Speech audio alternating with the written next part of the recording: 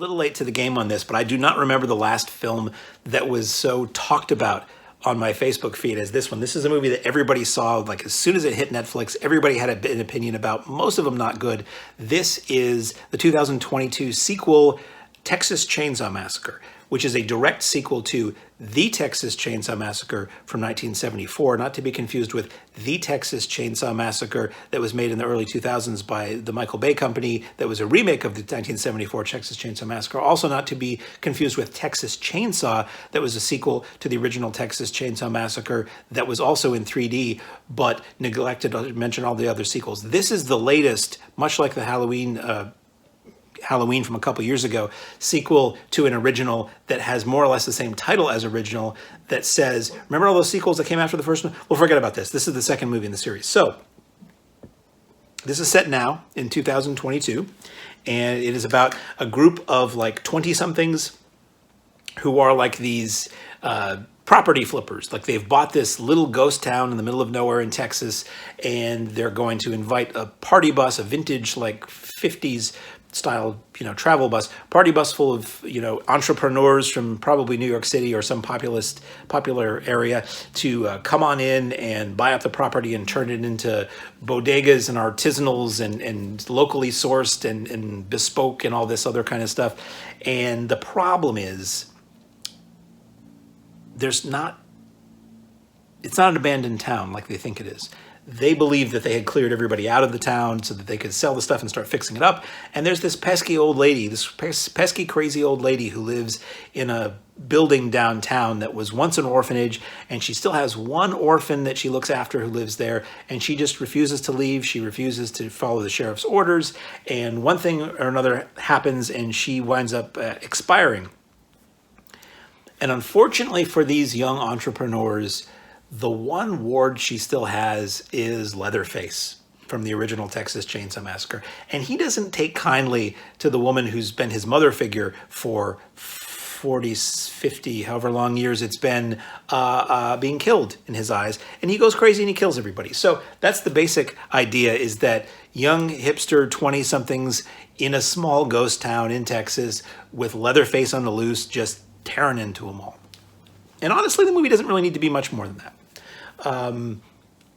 The one person you might recognize in this movie, there's a couple. Alice Krieg, isn't it? Who's been in a lot of things. She plays the ill-fated orphanage runner.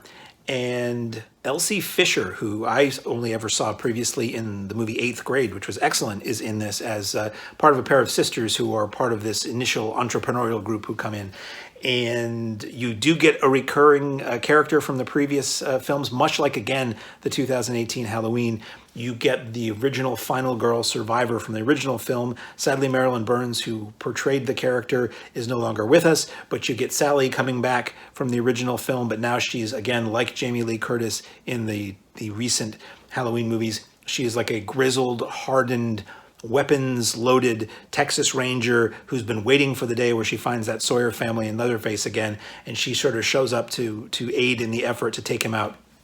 So there's a lot of discussion about this movie.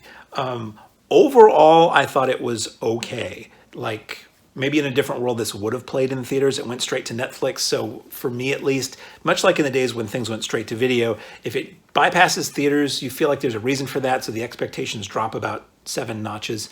The kills were certainly gory and creative. There's a kill on a bus that everybody talks about. There are times where this is the difference that happened at some point with horror movies, where you went from wanting the characters to survive, like you really wanted Sally in the original Chainsaw Massacre to survive, and most of those people, except Franklin, to survive. And then at some point it changed where you're rooting for the killer and the characters are all just annoying and you just can't wait to see them get dispatched. That was mostly the case in this movie. Really, the Elsie Fisher character is the only person who is sympathetic at all in the film that I thought. And there's this guy who's sort of like a handyman for them who starts off as appearing to be a villain but ultimately becomes more sympathetic. But the main youthful leads are all just... They engage in prime douchery, shall we say. So you don't mind seeing them go. It's a weird movie where nobody seems to die from very serious wounds. They live long enough to like impart knowledge or do one more thing to help the character who's nearby them. That was a little silly. It's this ghost town that allegedly has been disconnected from power and things for a long time, or been abandoned. There's a movie theater that's been abandoned. I'm focused toward this. There's a movie theater that's been abandoned for years, but the neon comes on at night and the lights inside come on at night, which felt a little weird.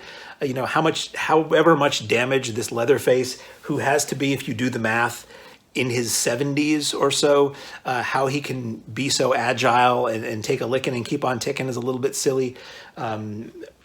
I don't know. It wasn't that great. Most people who are talking about this really, really hated it. I didn't hate it. I haven't liked a lot of the sequels to Texas Chainsaw Massacre. The original is brilliant and disturbing and not as gory as you'd think if you haven't seen it.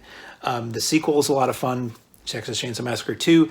As they went on, I didn't really care for them. I never really liked 3. I did not like the Next Generation, didn't like the remakes, didn't even watch the second of the remakes.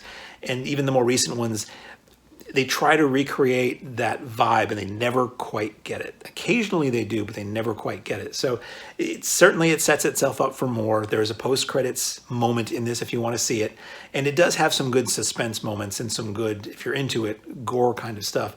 It's just, I think the big problem people have is questioning some of the reality and physics of what goes on in the movie and really hating the characters. When you step back into the left, how realistic are most movies you watch? Probably not very. Most horror movies, certainly not very. And how brilliant is the characterization in most of them? Not very. So I cut this one a little bit of slack. It was kind of bad, but I didn't hate it like most people did. And if you're looking for a movie on a Friday night with a Domino's pizza and a bottle of orange soda, you could do a lot worse than popping on Netflix and watching Texas Chainsaw Massacre 2022.